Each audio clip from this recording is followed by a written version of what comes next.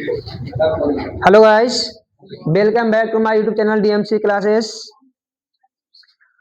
आज के इस क्लास में हम लोग चैप्टर 1 वास्तविक संख्या के बारे में पढ़ेंगे कि वास्तविक संख्या क्या है। इससे पहले आप लोग क्लास 9th में वास्तविक संख्या के बारे में अच्छे से पढ़े होंगे। अगर नहीं भी पढ़े हैं तो कोई दिक्कत नहीं है, बिल्कुल जीरो से हम बताने जा रहे हैं। आप लोग सिर्फ और सिर्फ ध्यान से सुनिएगा, ठीक है। तो चलिए देखते हैं हम लोग चैप्टर 1 में हम लोग को पढ़ना है वास्तविक संख्या। क्या पढ़ना है? इस वास्तविक संख्या को इंग्लिश में रियल नंबर बोलते हैं। क्या बोलते हैं? रियल नंबर बोला जाता है, ठीक है। तो सबसे पहले हम लोग यहाँ पर ध्यान देंगे, वास्तविक संख्या के जानने से पहले आप लोग अंक के बारे में जानिए। अंक क्या होता है? तो अंक जो है से आप लोगों को पता होगा कि अंक को हो डिजिट बोलते हैं। क्या बोलते हैं? डिजिट बोलते हैं ना जी। अंक को क्या बोलते हैं? डिजिट बोला जाता है। तो अंक होता है 0, 1, 2, 3, 4, 5, 6, 7, 8, 9। ये आपका क्या है? अंक है। क्या है? और इन्हीं अंकों को मिलने से संख्या बनती है। इन्हीं अंकों को मिलाया जाता है तो क्या बनता है जी? संख्या बनता है। याद रहेगा? इन्हीं अंकों को मिलाने से क्या बनता है? जैसे अगर आपको बोला जाए 75 लिखिए, तो आप ये दोनों अंकों का हेल्प लेंगे कि नहीं लेंगे? यही दोनों अंक मिलकर 75 बना। तो इस संख्या बना अंकों को मिलने से। अंकों के यहाँ तक कोई दिक्कत? अगर मान लिया आपको बोला जाए 125 लिखिए, तो 125 150 हो गया ना जी। 25 125 हुआ ना। तो ये इन्हीं अंकों में से आया हुआ है।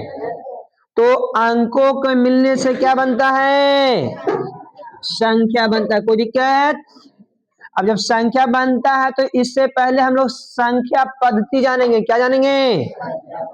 संख्या इंग्लिश में उसको बोला जाता है नंबर सिस्टम। संख्या पद्धति है ना, नंबर सिस्टम। तो संख्या पद्धति में सबसे पहले हम लोग को पढ़ना है, जो पहला है वो है प्राकृत संख्या। डिफिनेशन सिर्फ बोल देंगे और यहां पर उदाहरण लिख देंगे ना। प्राकृत संख्या क्या है, इस चीज को ध्यान से सुनिएगा। वह गिनती की संख्या को प्राकृत संख्या कहा जाता है। गिनती की संख्या को क्या कहेंगे? प्राकृत को इंग्लिश में नेचुरल नंबर बोलते हैं। क्या बोलते हैं? और नेचुरल जो बोलते हैं, जैसे भगवान से कोई चीज हमको मिल जाता है, भगवान द्वारा दिया गया चीज को नेचर बोलते हैं कि नेचुरल चीज है ना। तो इनको क्या भगवान दिए थे गिनती की संख्या को? नहीं, ये हमारे पूर्वजों द्वारा दिया गया है। सब दिन इसी से हम लोग शुरू किए हैं, तो हम लोग ऐसा मानते हैं कि पूर्वजों का देन है ये, इसीलिए इसको नेचुरल नंबर बोलते हैं। क्या बोलते हैं? नेचुरल नंबर का शुरू होता है 1 2 3 4 5 6 7 8 9 10 डॉट डॉट डॉट। अगर देखा जाए तो ये इन्फिनाइट तक होता है। इसी को हिंदी में अनंत कहते हैं। क्या बोलते हैं? याद रहेगा ना। इन्फिनाइट को हिंदी में क्या बोलेंगे? तो अगर आपसे कोई पूछ देगा कि प्राकृत संख्या किसे कहेंगे बाबू, तो आप बोलिएगा गिनती की संख्या को प्राकृत संख्या कहा जाता।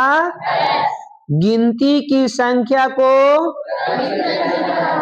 गिनती की संख्या को गिनती की संख्या को बोलिए, किन्हीं कोई डाउट है? उसके बाद आपसे इसमें क्वेश्चन किया जा सकता है कि सबसे छोटी प्राकृत संख्या कौन है? तो सबसे छोटी प्राकृत संख्या और सबसे बड़ी प्राकृत संख्या इन्फिनाइट, अनंत होता है ना। यानी अनंत कहने का मतलब अनंत कोई नंबर नहीं है, अनंत तक उसका कोई पता नहीं कितना होगा से। आ गया बस समझ में ना। अनंत कोई नंबर, अनंत का मतलब कि कौन होगा क्या होगा ये कोई पता नहीं, तो उसको अनंत कहते हैं हम लोग। क्या कहते हैं? चीज समझ में आ रहा है आप लोग को? कोई दिक्कत है? सबसे छोटी प्राकृत, सबसे बड़ी प्राकृत। चूंकि देखिए ये ऑब्जेक्टिव का क्वेश्चन बनता है, ऑब्जेक्टिव के रूप में आपसे पूछा जा सकता है, तो आप लोग बेहिचक बताइएगा ना। दूसरा पढ़ना है हम लोग को अब देखिए ये संख्या एक नंबर के कारण पूर्ण नहीं है, तो इसीलिए अब पूर्ण संख्या पढ़ेंगे। देखिए इसको n द्वारा सूचित किया जाता है क्योंकि नेचुरल नंबर है, n द्वारा स्मॉल n लिख देते हैं, ठीक है, वो नेचुरल नंबर है। उसके बाद देखो पूर्ण संख्या, पूर्ण संख्या को इंग्लिश में बोलते हैं होल नंबर, है ना। अब यहां समझेंगे हम लोग पूर्ण संख्या है क्या। गिनती की संख्या में यदि जीरो को शामिल कर लिया जाए, गिनती की संख्या में जीरो को यदि शामिल कर लिया जाए तो इस प्रकार बने संख्याओं के समूह को पूर्ण संख्या कहते हैं। क्या कहेंगे? गिनती की संख्या में, जैसे गिनती की संख्या ये है ना, इस संख्या में यदि जीरो को जोड़ दिया जाए, जीरो लगा दिया जाए, जीरो को शामिल कर दिया जाए, तो जो नई संख्या का समूह बनेगा वह संख्या का समूह कहलाएगा पूर्ण संख्या। क्या कहलाएगा?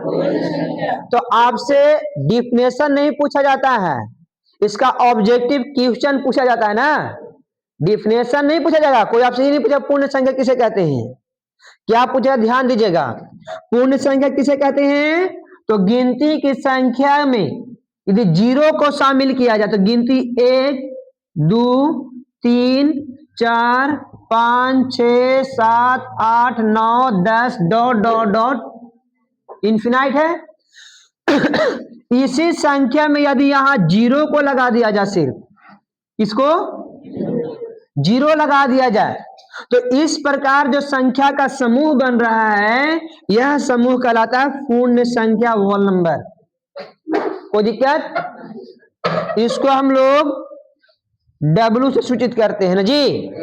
याद है? याद रहेगा कि नहीं रहेगा? पूर्ण संख्या किसे पूर्ण संख्या बोलेंगे? गिनती की संख्या में यदि जीरो को शामिल कर लिया जाए तो इस प्रकार बने संख्याओं के समूह को पूर्ण संख्या कहते हैं। बोलिए, कोई डाउट है? उसके बाद जो है अब यहाँ पर एक और पूछा जाएगा क्वेश्चन, एक नहीं अभी 2-3 क्वेश्चन इसमें पूछा जाएगा कि सबसे छोटी पूर्ण संख्या कौन है? सबसे छोटी पूर्ण संख्या, सबसे बड़ी पूर्ण संख्या इन्फिनाइट होता है, अनंत होता है ना। सबसे अगर बड़ी कहा जाए तो इन्फिनाइट और सबसे छोटी कहा जाए तो जीरो। बोलिए, कोई डाउट? उसके बाद आपसे एक और क्वेश्चन पूछा जाता है, क्या सभी प्राकृत संख्या पूर्ण संख्या है? तो बोलेंगे यस। क्यों? क्योंकि प्राकृत में जितना भी संख्या है सबके सब पूर्ण में है कि नहीं है? देखिए एक से शुरू तो एक से शुरू अनंत तक ही भी गया है, तो हम बोल सकते हैं कि सभी प्राकृत संख्या एक पूर्ण संख्या है, लेकिन सभी पूर्ण संख्या एक प्राकृत संख्या नहीं है। जैसे में अगर कोई बोलेगा तो क्या बोलेंगे? क्या बोलेंगे? यानी जीरो प्राकृत संख्या नहीं है। तो हम बोलेंगे कि सभी पूर्ण संख्या प्राकृत नहीं है, लेकिन सभी प्राकृत पूर्ण संख्या है। बोलिए, कोई डाउट? इसके बाद अगला जो पॉइंट है, तीसरा होता है पूर्णांक। कभी कभी आप जो देखे होंगे कि संख्या ऋणात्मक भी लिखा हुआ होता है, -4 भी होता है, -10 भी होता है, -5 भी होता है, -100 भी होता है, -1,00,000 भी हो सकता है। नहीं तो उन संख्या को क्या कहते हैं? तो अब यहां पर जो क्वेश्चन बनेगा, ध्यान से सुनिएगा। पहले इसका डिफिनेशन सुन लीजिए। पूर्ण संख्या में, क्या बोले हम? पूर्ण संख्या में यदि ऋणात्मक संख्या को शामिल कर लिया जाए, ऋणात्मक मतलब जेकर पहले माइनस लगा रहता है। ऋणात्मक का अर्थ क्या है? जिसके पहले माइनस का साइन रहता है उसको ऋणात्मक संख्या बोलते हैं। क्या बोलते हैं? जैसे मान लिया 0 यहां से शुरू करते हैं, इधर तो 1 है, 2 है, 3 है, 4 है, 5 है, 6 है, 7 है, 8 है, डॉट डॉट डॉट करके यहां इन्फिनाइट कर देते हैं। लेकिन अब देखो, इधर वाला जो संख्या इसको धनात्मक संख्या बोलते हैं, और ये जो हो गया -1, -2, -3, -4, -5, -6 dot dot dot minus infinite तक। कहां तक? तो ये जो संख्या का समूह बना, ये पूर्णांक है। क्या है? और इसको जेड द्वारा सूचित किया जाता है। इसके द्वारा याद रहेगा, कोजिकेट। उसके बाद मेरे प्यारे बच्चों ध्यान से सुनिएगा। अब यहां पर इधर वाला जो संख्या है इसको धनात्मक बोलते हैं, धनात्मक। और 0 की इधर वाला जो संख्या उसको ऋणात्मक कहा जाता है। धनात्मक और लेकिन एक बात है कि 0 क्या है ना, तो देखो धनात्मक यहां से यहां है और ऋणात्मक यहां से यहां है। मतलब ये है कि 0 न तो धनात्मक है और न ही, अगर मैंने धनात्मक होता तो यहां से गिनते, अगर ऋणात्मक हो तो ये यहां से इधर गिनते, लेकिन ना तो हम इधर इसको यहां से गिन रहे हैं ना इसको यहां से गिन रहे हैं। यानी 0 को छोड़कर धनात्मक भी गिने हैं और 0 को छोड़कर ऋणात्मक भी काउंट किए हैं। तो इसका अर्थ हुआ कि 0 न तो धनात्मक है और न ही ऋणात्मक है। धनात्मक मतलब प्लस, ऋणात्मक मतलब माइनस। समझ में आ रहा ना? कोई डाउट है?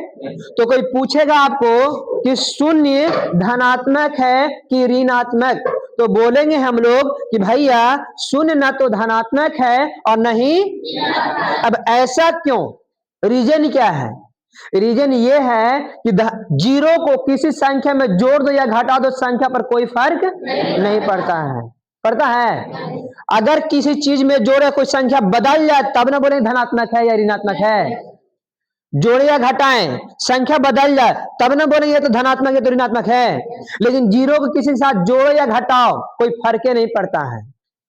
तो बोला कि तू इधर के रहो या उधर के रहो कोई फर्क, इसलिए ना तो तू धनात्मक है नहीं तू। जैसे में अगर मेरे पास कोई खिलाड़ी आया बिना काम के है, ना तो गेंदा रोक सकता है, ना बॉल मार सकता है, ना गेंदा फेंक सकता है, तो उसको हम खिलाएंगे, अपने टीम में रखेंगे, तो दूसरा भी नहीं रखेगा, कहते तू कोई काम के नहीं है। वही है इसका हाल, ना तो ये धनात्मक है और नहीं तो ये ऋणात्मक है। क्लियर? कोई डाउट यहां तक? क्लीन कर दे यहां तक? चलिए यहां तक नहीं, मैंने ई वाला। अब यहां पर और ऑब्जेक्टिव क्वेश्चन क्या पूछा जा सकता है? क्या सभी प्राकृत संख्या पूर्णांक है? तो ई वाला नहीं तो ई में है शामिल, तो बोलेंगे है, बोलेंगे बोलेंगे सभी प्राकृत पूर्णांक, सभी प्राकृत पूर्णांक, सभी प्राकृत पूर्णांक। कोई दिक्कत? फिर क्वेश्चन सभी पूर्ण पूर्णांक है? तो बोलेंगे है। 0 भी है, 1 भी है, 2 भी है, 3 भी है, 4 भी है, डॉट डॉट इन्फिनाइट भी है। यानी बोलेंगे कि सभी पूर्ण पूर्णांक सभी पूर्ण पूर्णांक, सभी पूर्ण पूर्णांक, सभी पूर्ण पूर्णांक, कोई डाउट? लेकिन अगर क्वेश्चन आपसे ये कोई कर दे क्या सभी पूर्णांक प्राकृत है, तो बोलेंगे देखो इधर वाला है, इसमें ना जी, ये तो डिजिट है ई वाला में, क्या इधर वाला अंक जीरो से इधर वाला अंक इसमें है? तो यानी सभी पूर्णांक एक प्राकृत संख्या नहीं हो सकती। उसी प्रकार सभी पूर्णांक एक पूर्ण संख्या है क्या? -16 में है, -16 में है, तो सभी पूर्णांक पूर्ण नहीं होगा, सभी पूर्णांक प्राकृत न होगा, लेकिन सभी प्राकृत पूर्ण है, पूर्णांक है, पूर्ण भी है, और सभी पूर्ण पूर्णांक है। बोलिए कोई डाउट आ गया समझ में? अगर किन्हीं को लग रहा है कि हमको दिक्कत है तो पूछ सकते हैं आप लोग। किन्हीं को कोई डाउट है? किसी भी विद्यार्थी को नहीं है। अब इसके बाद मेरे प्यारे बच्चा आगे जो है सम संख्या आता है चौथा में। क्या आता है? सम संख्या। अब सम संख्या किसे कहते हैं? वैसी संख्या जो दो से पूर्णतः विभाजित हो। क्या बोले? वैसी संख्या जो दो से पूर्णतः विभाजित हो उसे क्या कहेंगे? वैसी संख्या जो दो से पूर्णतः विभाजित हो उसे, वैसी संख्या जो दो से पूर्णतः विभाजित हो उसे सम संख्या कहते। अब यहां पर एक बहुत ही भारी टेंशन, जीरो सम है या विषम है? जीरो सम संख्या है। क्या है? तो सम संख्या शुरू करेंगे कहां से? 0, 2, 4, 6, 8, 10 डॉट डॉट डॉट इन्फिनिटी। बोलिए डाउट है क्या? अब बोलिए कि जीरो को सम संख्या क्यों रखे सर? तो 2 से अगर जीरो में आप भाग देते हैं तो जीरो बार में नहीं लगता है क्या? पूरा पूरा कट गया ना, शेषफल नहीं ना बचा, तो इसलिए जीरो को भी सम संख्या कहा जाता, जीरो को भी सम संख्या कहा जाता। अब आपसे कोई क्वेश्चन पूछे सबसे छोटी सम संख्या, सबसे बड़ी सम संख्या, बोलिए कोई दिक्कत?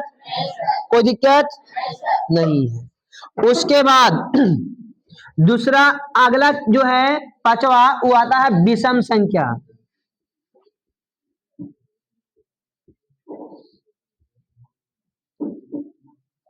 विषम संख्या क्या है? समझ में आ रहा है सबको? विषम संख्या वैसी संख्या जो दो से पूर्णतः विभाजित नहीं होती है।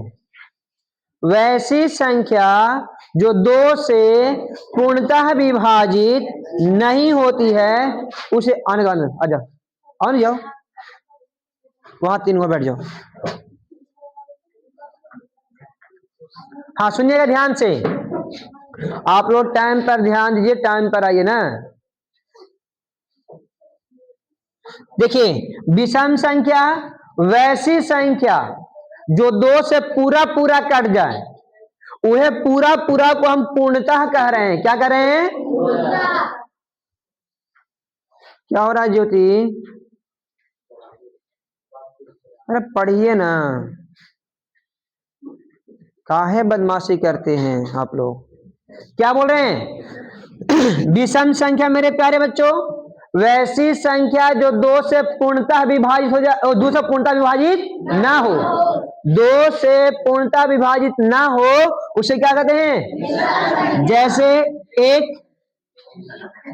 3, 5, 7, 9, 11, 13। बस बस बस बस, हल्ला नहीं करना है। हाँ इसमें 17 है शामिल, 17 है, 23 है, 117 है, बहुत है, अनंत तक न है। चलो अब उसके बाद जो है, ये हल्ला नहीं करो, छठा जो पॉइंट है वो अभाज्य संख्या को लेकर है। क्या?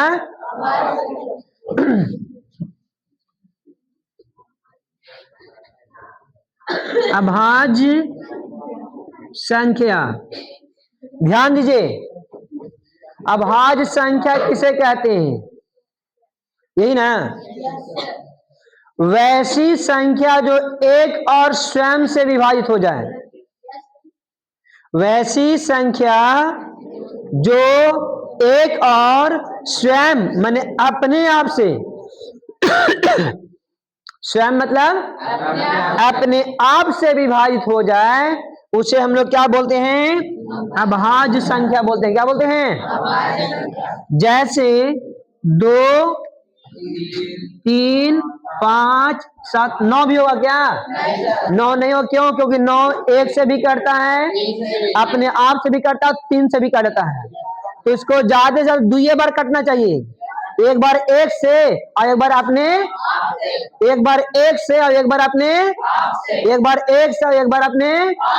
उसको क्या बोलेंगे? क्या बोलेंगे? अभाज्य संख्या किसे कहेंगे?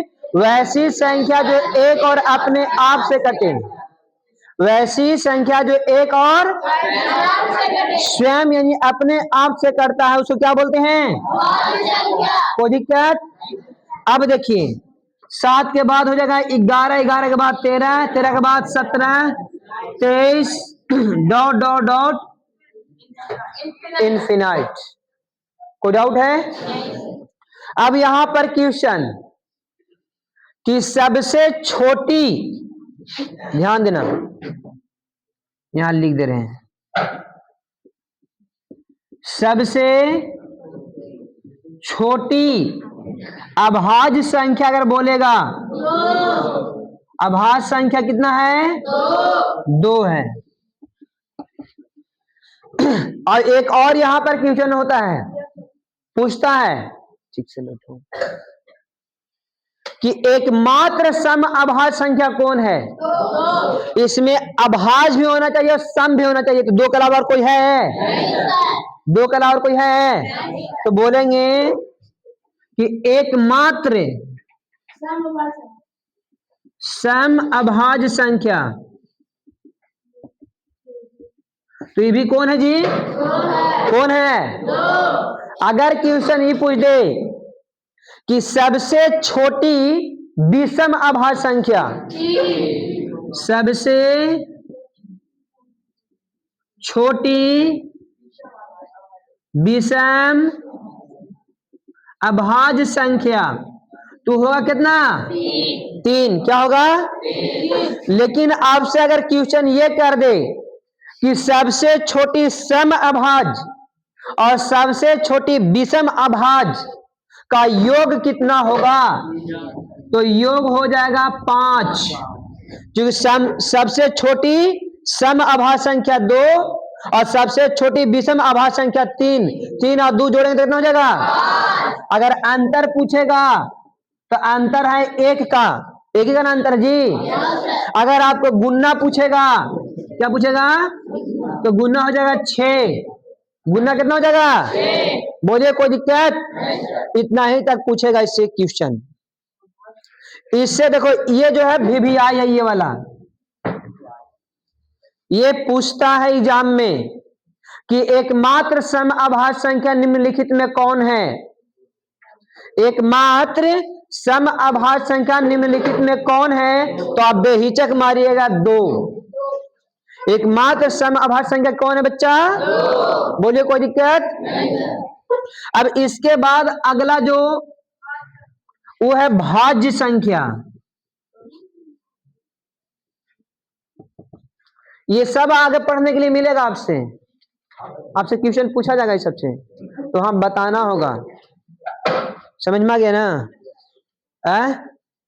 ध्यान दीजिएगा। भाज्य संख्या किसे कहेंगे?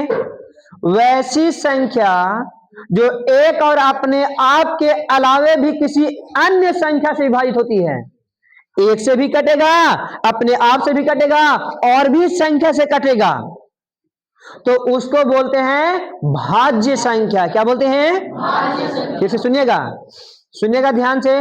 वैसी संख्या जो एक और अपने आप के अलावे किसी अन्य संख्या से भी विभाजित होती है तो उसे बोलते हैं भाज्य संख्या।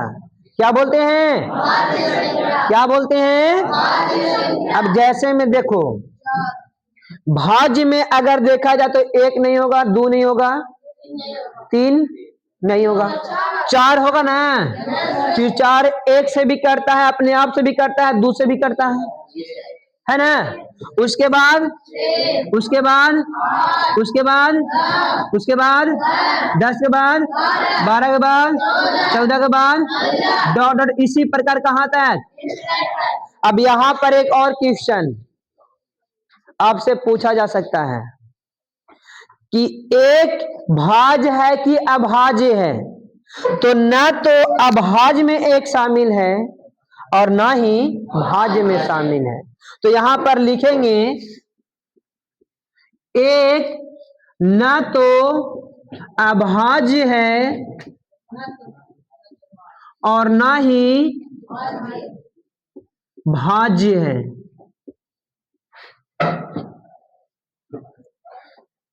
एक न तो भाज्य में शामिल होगा और न ही, ये भी VVI क्वेश्चन है, याद रखिएगा। ये 2 को हम बता दिए। एक के बारे में पूछता है कि भाज्य है क्या भाज्य है, तो आप बोलिएगा कि ना तो भाज्य है ना अभाज्य है। ठीक है, कोई दिक्कत? क्यों? क्योंकि एक से खाली करते, एक बार करता है। अभाज्य के लिए 2 बार करना होगा, अभाज्य के लिए 2 से अधिक बार करना होगा, और करता ही एक बार है खाली। शामिल ना होगा जी। चलिए बहुत अच्छा, यहां तक कोई दिक्कत है? किन्हीं को डाउट है तो बोल दो अभी। अब एक होता है सह अभाज्य संख्या,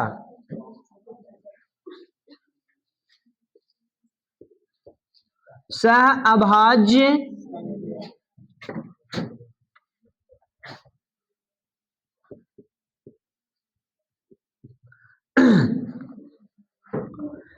अब सह मतलब 2 गो जुड़ल है एकरा में, इनमें 2 गो होना चाहिए। तो वैसे 2 संख्याएं जिनका मसा 1 हो, वैसी 2 संख्याएं जिनका मसा 1 हो, उसे सह अभाज्य संख्या कहा जाता है। समझ में आ रहा है? वैसे 2 संख्याएं जिनका मसा यानी महत्तम समापवर्तक, मसा का पूरा नाम क्या है? महत्तम समापवर्तक। इसी को इंग्लिश में बोलते हैं HCF, highest common factor. Highest common factor, समझ में आ गया ना?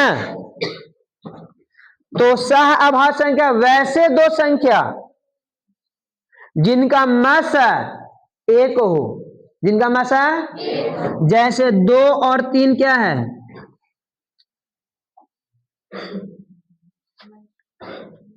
1 और 2 का मसा क्या होगा? 1 ना होगा है? 3 और 4 का, 5 और 4, 4 और 5 का, 6 और 7 का, 9 और 10 का, इसी तरह से इनफिनाइट बनेगा। क्या बनेगा? और एक बात बता देते हैं तुम लोग को, कहां लिखे? अच्छा नीचे दिख रहा है ना? है ना? यहां तक क्लियर है ना? उसके बाद आपसे एक क्वेश्चन रहेगा यहाँ पे नोट में,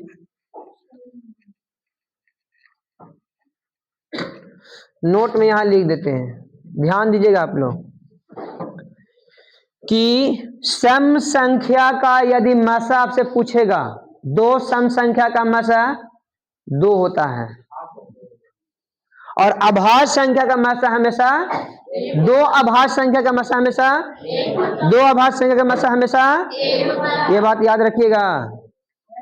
2 लगातार सम संख्याओं का मसा 2, 2 लगातार सम संख्याओं का मसा 2, और 2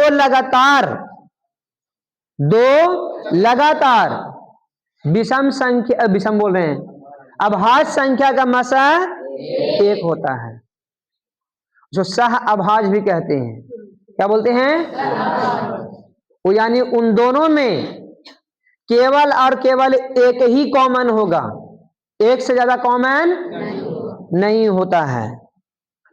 जैसे 3 और 2 में एक ना कॉमन है, दोनों में से एक अकेला निकाल सकते हैं।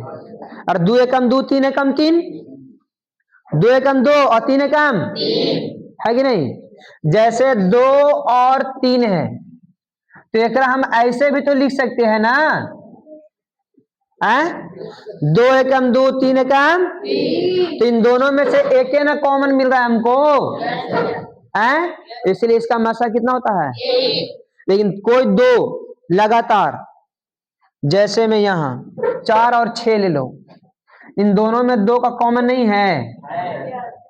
4 को 2 गुने 2 लिख सकते हैं, 6 को 3 गुने 2 लिख सकते हैं ना। तो दोनों में कॉमन फैक्टर कौन निकला, 2 निकला ना।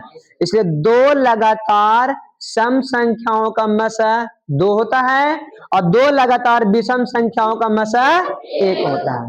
बोलो किसको किसको दिक्कत है, यहां तक कोई डाउट है नहीं ना। चलिए, तो इसको उतारना है आप लोग को, रुकना। सुनिए, अब हम लोगों को पढ़ना है वास्तविक संख्या। मेन जो आपका टॉपिक है यही है, वास्तविक संख्या है ना। चैप्टर का नाम ही आपका वास्तविक संख्या है। तो यहां पर समझिएगा ध्यान से, वास्तविक संख्या कहते किसको है। चलिए, वास्तविक संख्या है ना, वैसी संख्या जिसका वर्ग एक धनात्मक संख्या हो उसे वास्तविक संख्या कहते हैं। धनात्मक पूर्णांक बोल लो। वैसी संख्या जिसका वर्ग एक धनात्मक पूर्णांक हो उसे वास्तविक संख्या कहा जाता है। क्या बोले हम, अब चीजों को समझाएंगे। वैसी संख्या जिसका वर्ग एक धनात्मक पूर्णांक हो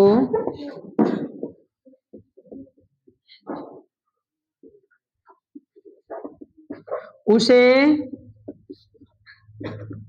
वास्तविक संख्या कहते हैं।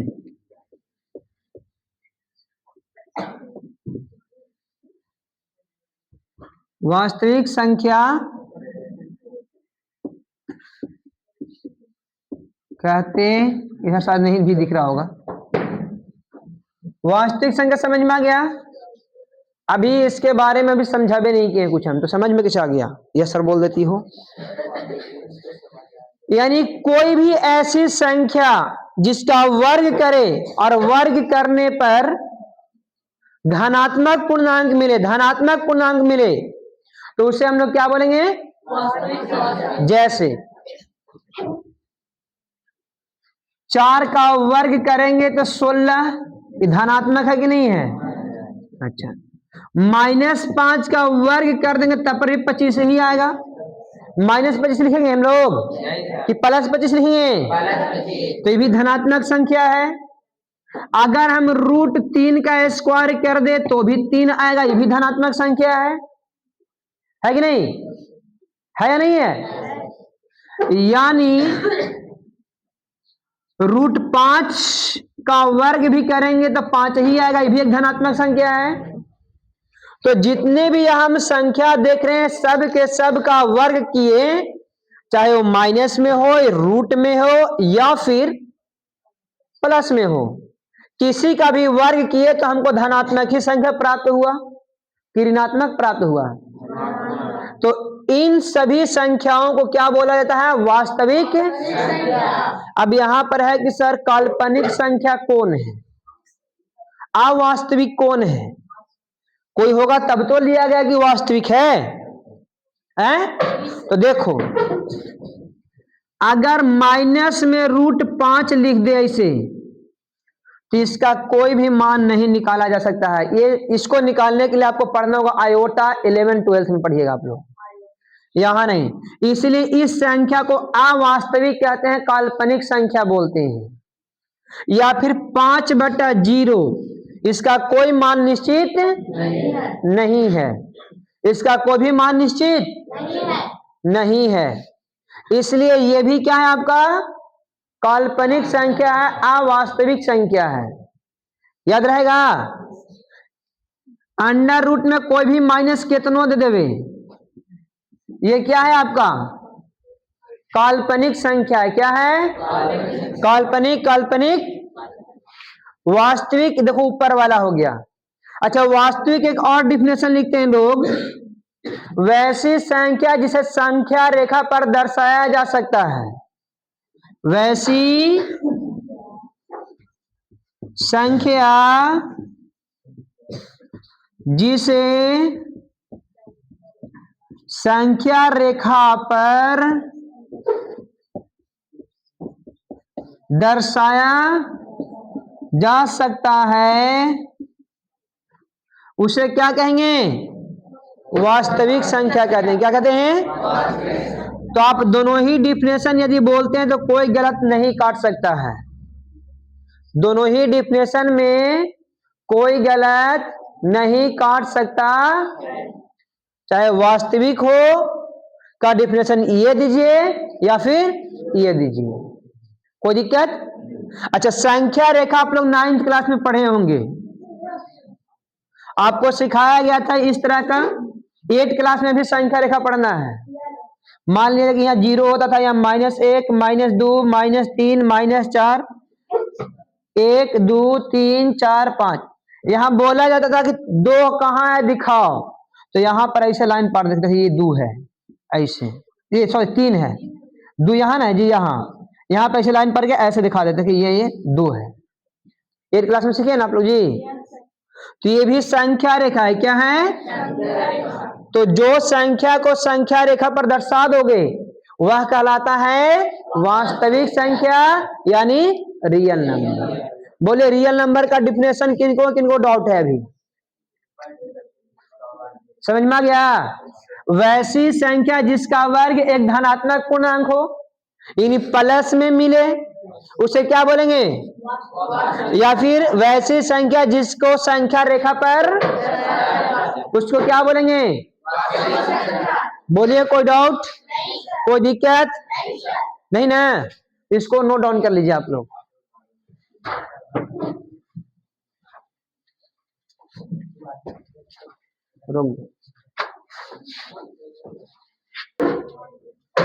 तो आप लोग वास्तविक संख्या डिफिनेशन देख लिए। वैसी संख्या जिसका वर्ग एक धनात्मक संख्या हो, या वैसी संख्या जिसको संख्या रेखा पर दर्शाया जा सकता, उसे क्या बोलेंगे। अब वास्तविक संख्या 2 प्रकार के हैं। कितने प्रकार, देखिए समझिए ध्यान से। एक को नाम दिया गया परिमेय संख्या, और दूसरा का नाम दिया गया था अपरिमेय संख्या। ये मजा आएगा, सिर्फ ध्यान से सुनिएगा। इंग्लिश में रेशनल नंबर और इसको इरेशनल नंबर बोलते हैं। रेशनल, इरेशनल, याद रहेगा ना। Rational number, irrational number. अब यहां पर एक क्वेश्चन होता है कि सर परिमेय संख्या किसे कहेंगे। वास्तविक संख्या का 2 भागों में बांटा गया, परिमेय और परिमेय और अपरिमेय, यानी परिमेय का उल्टा अपरिमेय होगा। तो ध्यान दीजिएगा, परिमेय कहेंगे किसको। सबसे पहली बात यह होना चाहिए कि परिमेय संख्या है क्या। देखिए लिखेंगे परिमेय संख्या वैसी संख्या जिसे p/q के रूप में लिखा जा सके तथा जहां P और Q एक पूर्णांक हो तथा Q एक शून्येतर पूर्णांक हो। शून्येतर का अर्थ होता है शून्य के छोड़कर, शून्य को छोड़कर। शून्येतर का अर्थ क्या है? शून्य को यानी जीरो के छोड़ के। चलिए देखिए ध्यान से, परिमेय संख्या लिखेंगे वैसी संख्या, सब लिखिए वैसी संख्या जिसे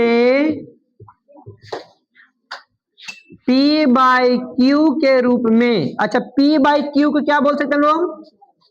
अंश बाई हर के रूप में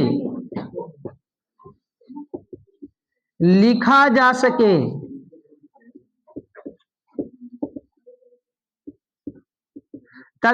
लिखा जाए जहां P और Q दोनों एक, अच्छा इधर नहीं दिख रहा होगा, Q तक दिख रहा है ना जी, देखिए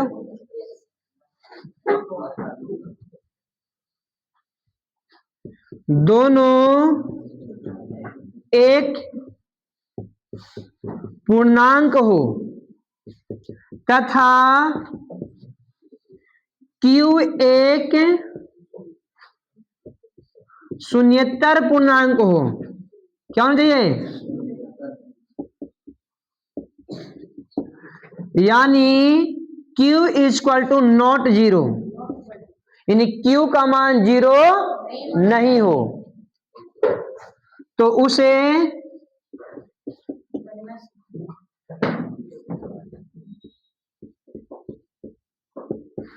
परिमेय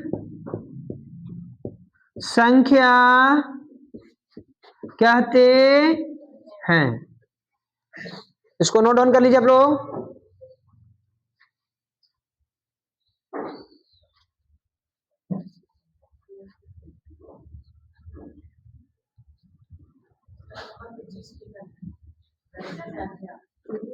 अच्छा वैसे जी से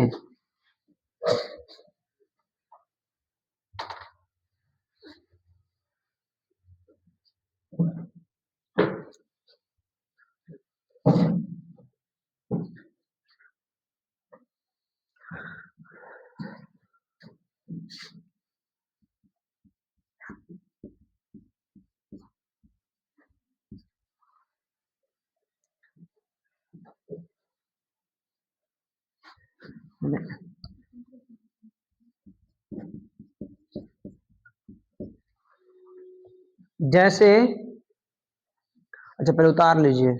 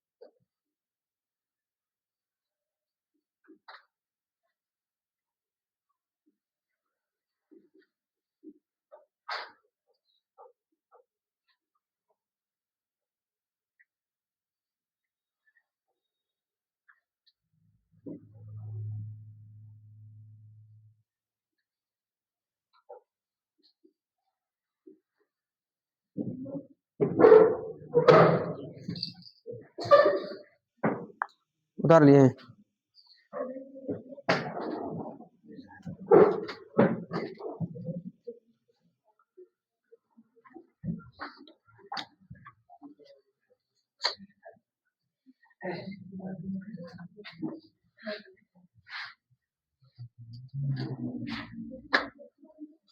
शंकर भगवान ठीक है आप,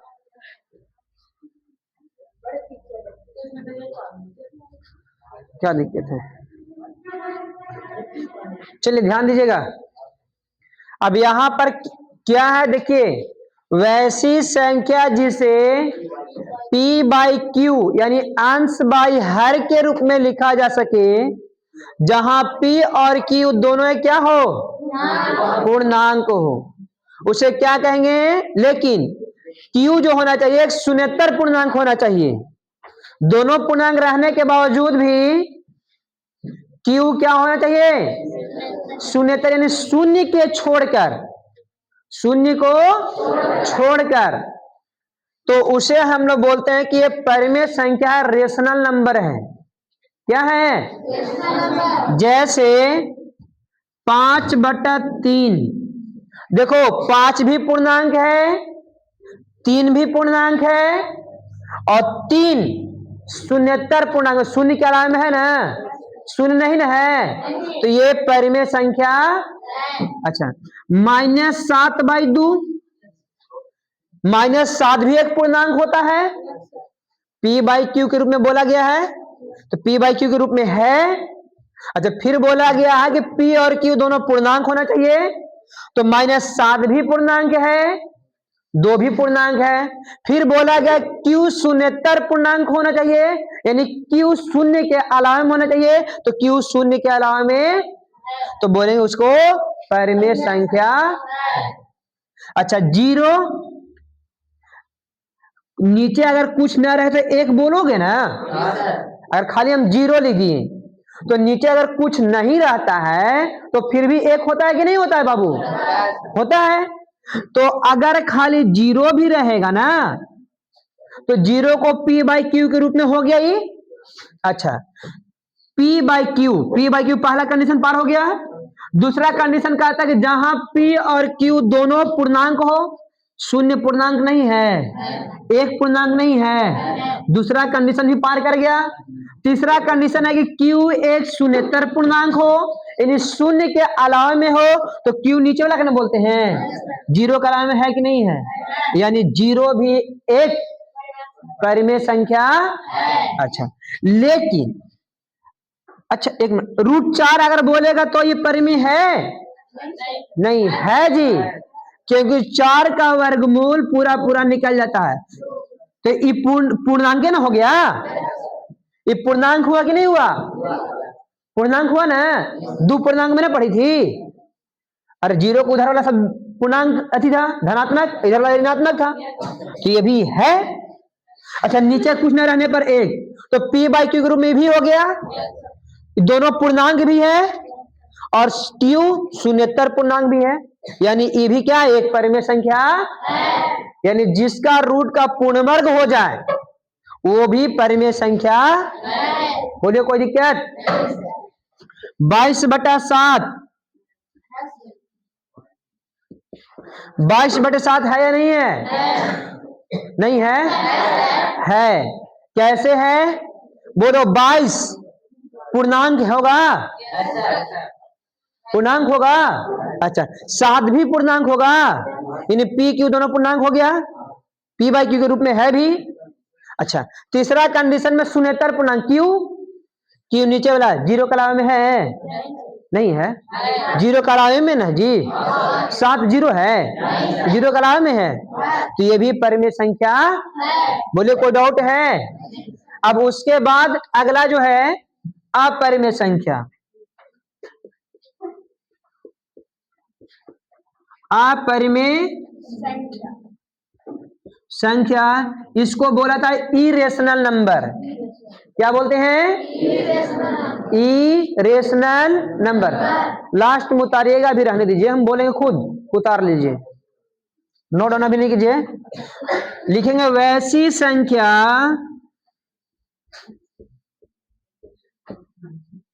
जिसे P बाई Q के रूप में नहीं लिखा जा सकता है,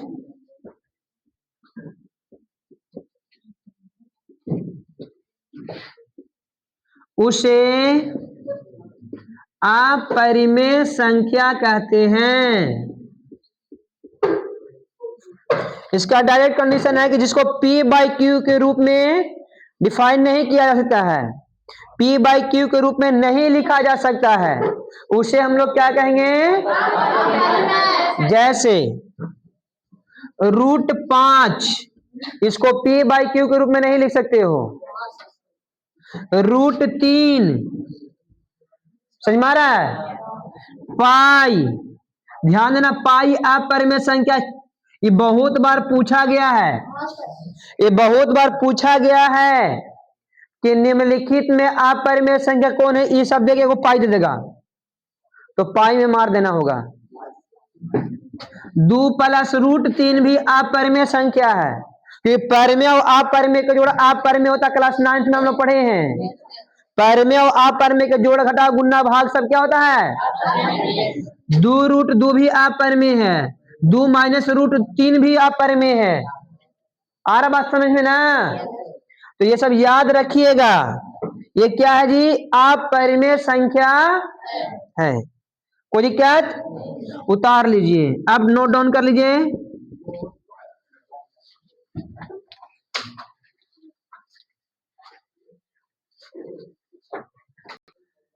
देखिए यहां पर Q = नॉट 0 क्यों लाया गया है, या पूर्णांक क्यों लाया गया है, इस चीज को समझिएगा। अगर हम 5/0 लिख दें तो भी P बाई Q है, दोनों पूर्णांक भी है। अच्छा, पूर्णांक में 5 0 शामिल नहीं है, लेकिन क्या इससे इसमें भाग देकर पूर्ण संख्या निकाल सकते हैं आप? चलिए देखिए, तो 0 से 5 में भाग दीजिए, दिलाएगा भाग। कोई कहे सर हम 10 से गुना करेंगे तो भी 0 ही आएगा, कोई कहे सर हम 100 से गुना करके देखे तो भी 100 × 0 0 ये ना आएगा जी। कोई कहे सर हम 1000 से गुना करें, 1 लाख से गुना कर, कितनों से गुना कर लो, ये 0 ही रहेगा। तो कोई निश्चित मान है इसका? इसका मान इनफिनाइट होता है। क्या होता है? इसलिए इसको बोलते हैं ये अपरिमेय भी नहीं है। अब ये अपरिमेय भी नहीं है, याद करो, वास्तविक के डिफिनेशन में लिखवाए थे ये वाला हम। अरे बटा 0 लिखाए थे ना, क्या वो वास्तविक संख्या था? या -√4 ये भी वास्तविक संख्या है? और जब वास्तविक ही नहीं है तो परिमेय और अपरिमेय कहां से होगा? जैसे अगर कोई व्यक्ति आकर के तुमसे कहता है कि हम तोर भाई हैं, क्या कहेगा? हम तोर पापा से उसको कोई रिलेशन नहीं है, तो तोर भाई कैसन रहेगा? पहले तोर पापा से रिलेशन उसको होना चाहिए, तब ना तुम्हारा रिलेशन बनेगा। तो एकर पापा से रिलेशन नहीं है, एकर यानी परिमेय वास्तविक संख्या को इससे रिलेशन है दोनों को नहीं। और जब एकरे से रिलेशन नहीं है तो ये दोनों में रिलेशन बना पाएगा ये? इसीलिए ये अवास्तविक संख्या कहलाता है मेरे प्यारे बच्चों। कोई दिक्कत है? इसीलिए 0, इसको 0 रखने के लिए मना किया जाता है कि Q 0 नहीं रखना है। क्यों? क्योंकि वास्तविक ही संख्या नहीं है,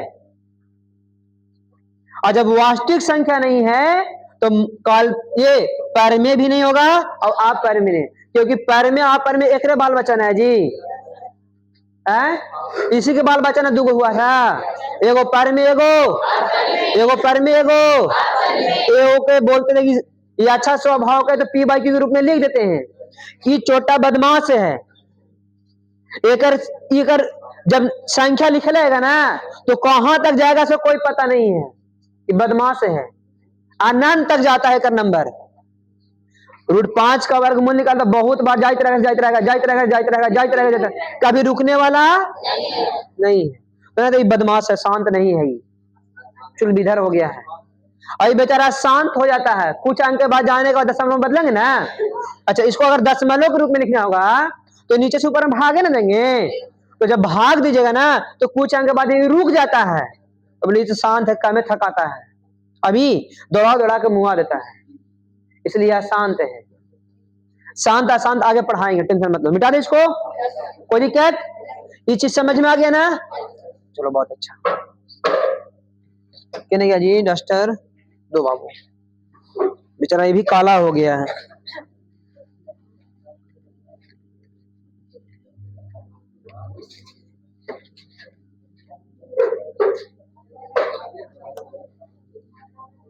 ये बात काहे करते हो तुम लोग जी?